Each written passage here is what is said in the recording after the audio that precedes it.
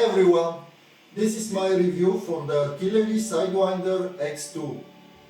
In this video I'll do the unboxing, the assembly, few tests to check how performant this printer is, and maybe few mods as well. The printer was sent to me for review by Heka.com. They currently sell it at very low price for limited time and they ship from US and Europe. I've got it here in Europe for less than a week. You'll find the link to the product page in the video description. I was interested in reviewing the Artillery Sidewinder X2 because it's a budget Cartesian printer with very nice design. It provides all modern features on board like silent stepper drivers, auto bed leveling, print resume and filament runout sensor, but it also has a direct print head, 32-bit control board and AC heated bed. Cable management seems also very well done with ribbon cables, and Artillery has their own solution for lead screws anti-backlash nuts without spring. So it seems interesting printer, let's unbox it.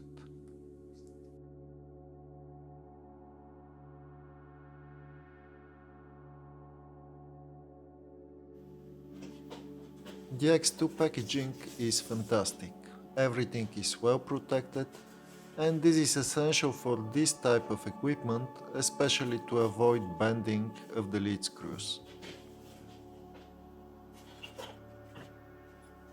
First, you'll find the spool holder and a branded bag with accessories and spare parts, like 1 GB flash drive, 2 spare V-wheels, wrenches of different size, data cable, spare ribbon cables.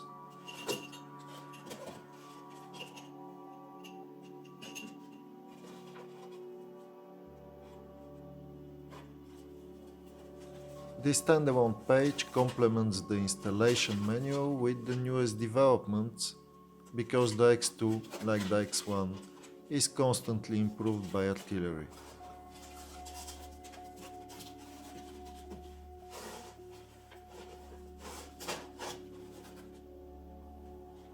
The printer comes in two pre-assembled and pre-wired parts, the gantry assembly and a base containing the controls and the heated bed.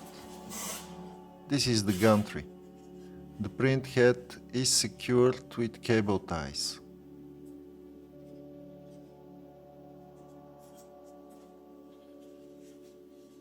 This printer is for the European market and it comes with power cords for EU and UK sockets.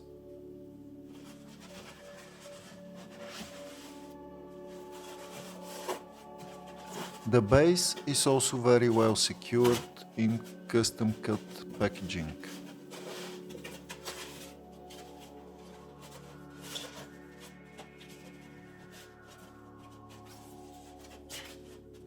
Here it is. Before assembling the printer, let's take a look what's inside the control compartment.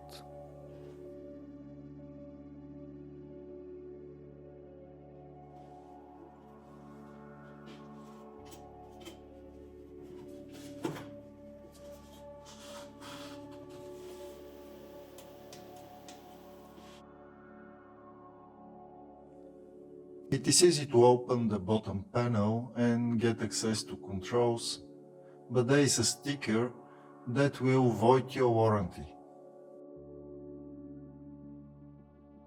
As you see, there is plenty of space to install additional components like Raspberry Pi print server or relays for switching on and off the printer.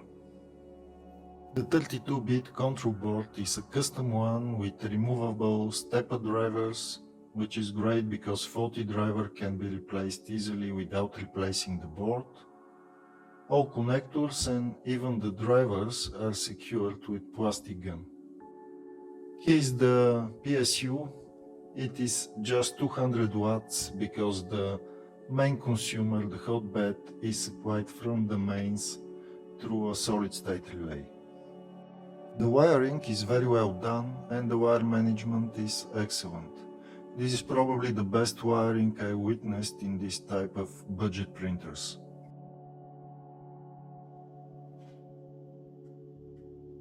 Let's assemble the printer. The assembly is easy, fast and error-free. The gantry assembly is just plugged in the base. On the right side there is a connector for the wiring to the print head.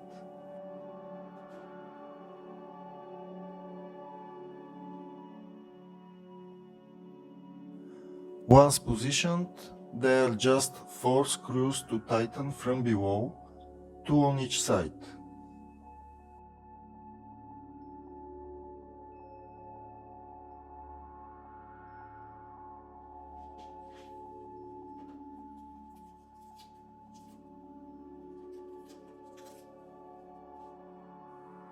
Finally, you have to plug 3 more connectors, 2 for the Z motors and 1 for the filament runout sensor.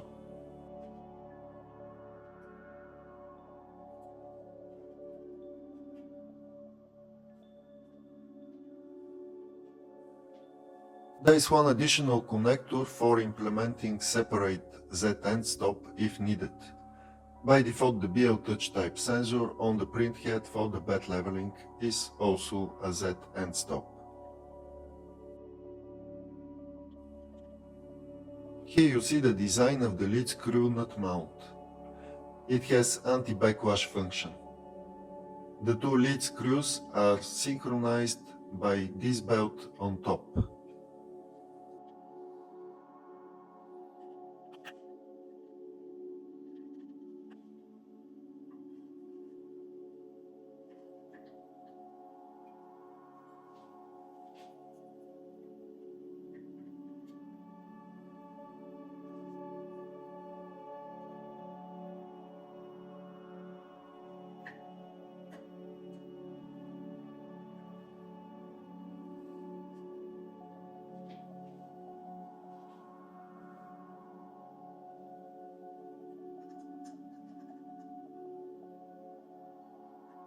The spool holder mounts in the large injection molded part on top with just 1 screw.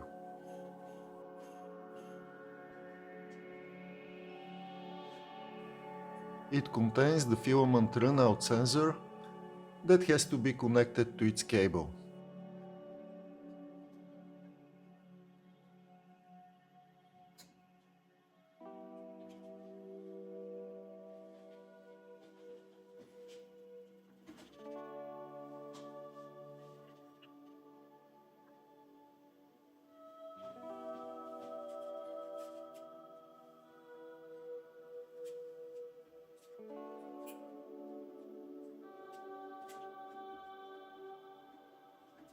The direct print head is equipped with Titan type extruder and Volcano heat blocking nozzle.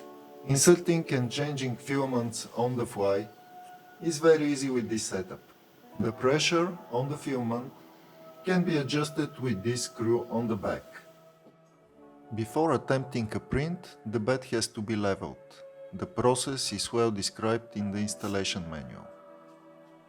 On the touch screen you have to go to the level menu and move the nozzle in 5 points, 4 corners and the center, using piece of paper to adjust the nozzle distance from the bed by turning the leveling knobs.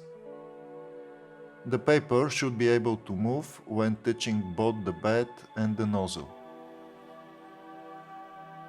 Then is performed auto leveling in 25 points and the resulting mesh is saved in the EEPROM memory.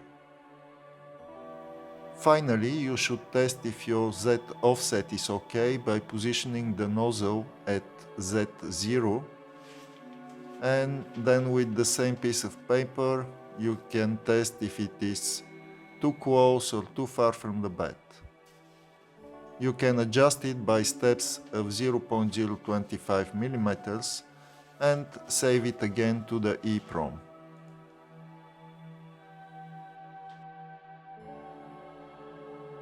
Here are the first test prints on the X2.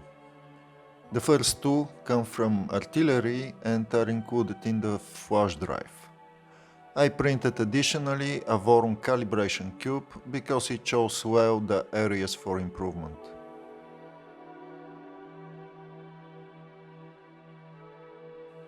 There are some very light lines on the Voron cube that are in my opinion related to fine-tuning advanced settings like the pressure advance.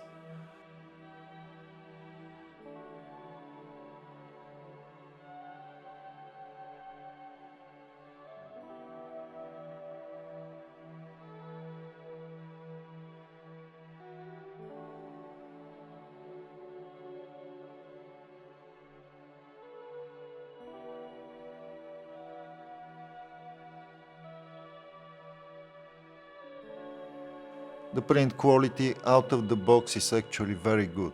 I don't see mechanical related issues here.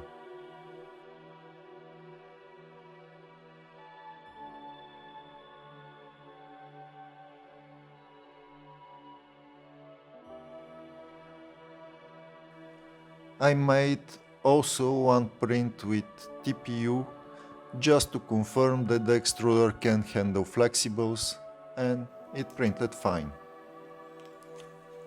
My first mod for this printer will be to limit the Z-wobble.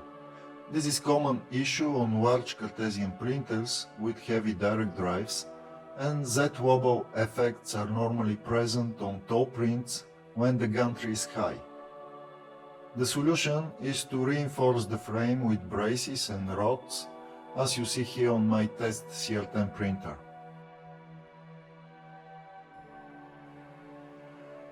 I printed a 300mm Z-wobble test to see how present is the Z-wobble impact, and it is there. Here you see the test lighted from above to highlight the artifacts, and the Z-wobble effects are visible after the first 100mm.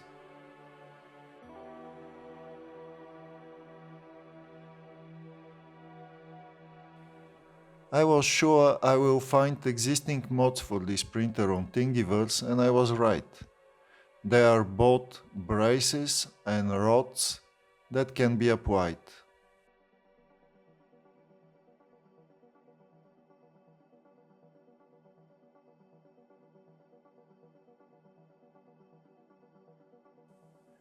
In this video I will print just the bottom braces and see what improvement I can get.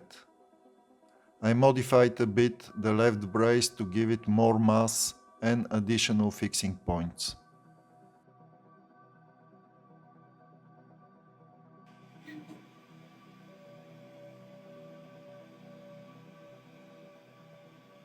Then printed the test again, and here is the result. The new test is on the left. As you see, there are less artifacts, and I believe applying the rod stabilizers will further improve the quality.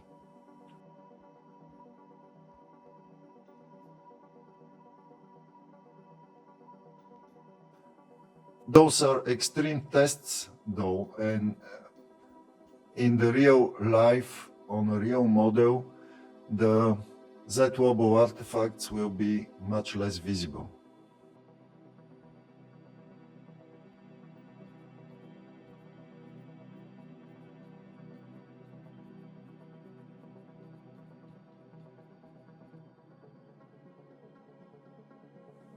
My second mod is to install Octoprint server in order to send the print file over the air and to monitor remotely the operation.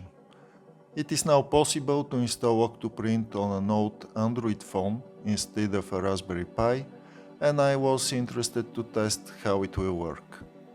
The main advantage for me is that it supports the phone camera, which will allow me to make high-resolution time lapses.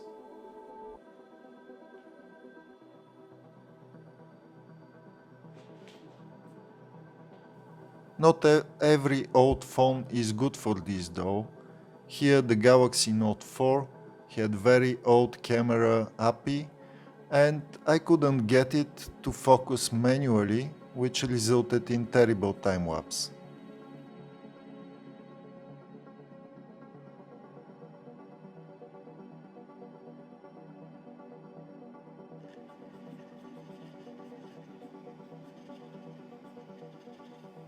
I had to use the more recent A2 Lite with cracked screen to get manual focus. It is working reliably and I can get 4000 by 3000 pixel images out of it.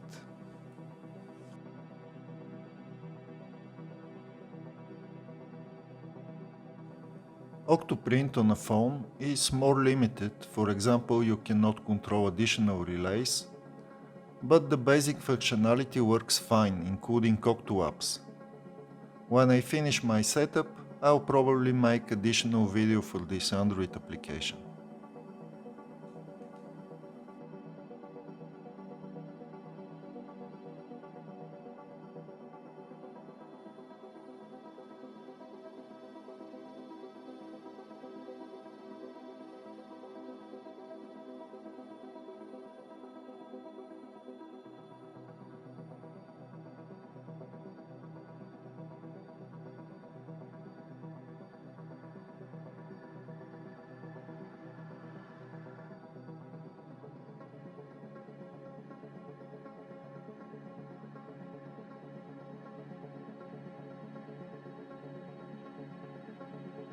Let's wrap up.